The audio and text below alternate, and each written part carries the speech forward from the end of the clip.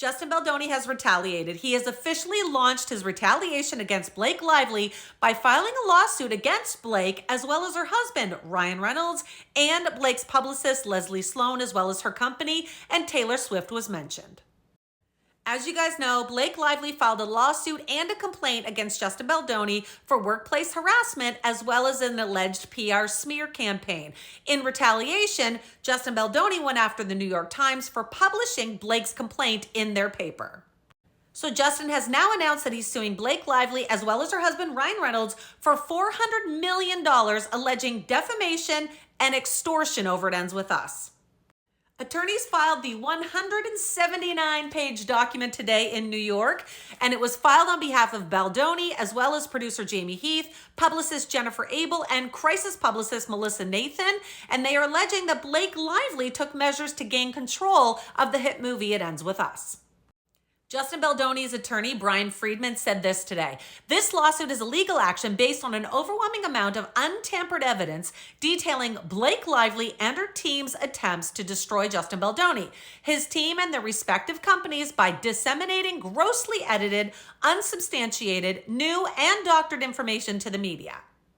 It is clear, based on our own all-out willingness to provide all complete text messages, emails, video footage, and other documentary evidence that was shared between the parties in real time, that this is a battle she will not win and will certainly regret. Blake Lively was either severely misled by her team or intentionally and knowingly misrepresented the truth. Let's not forget, Miss Lively and her team attempted to bulldoze reputations and livelihoods for heinously selfish reasons through their own dangerous manipulation of the media before even taking any actual legal action. We know the truth, and now the public does too. Justin and his team have nothing to hide. Documents do not lie. Baldoni's attorney had already stated that he was intending to sue everyone on January 2nd during his interview with NBC News. And he said at the time, "We want the truth to be out there. We want the documents to be out there. We want people to make their determination based on receipts." It's important to note that both teams have documents, emails, text messages, etc. in their lawsuits, and they are both putting a spin on it to make it fit their narratives.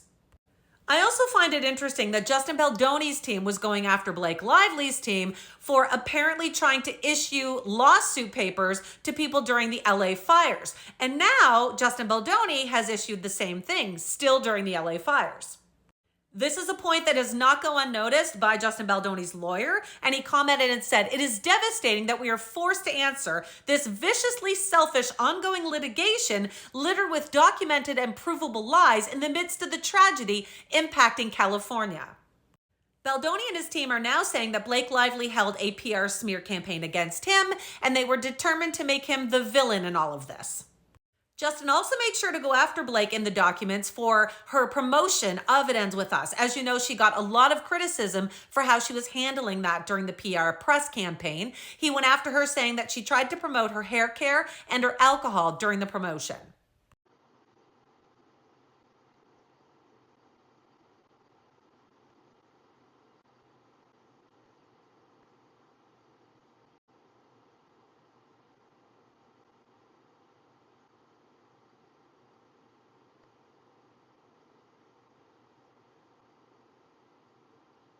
Justin does admit that he wrote Blake afterwards saying that he liked all the changes, but he says now that he's had time to reflect on it, he feels that he was ambushed by this meeting.